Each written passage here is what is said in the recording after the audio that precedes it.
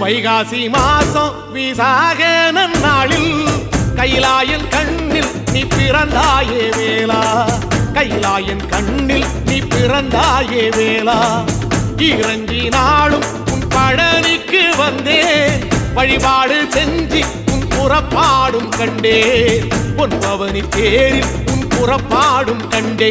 நடராசன் மகராசா உன் வீடு வந்தேனே, வெளியான பாலாலே அபிஷேகம் கண்டேனே.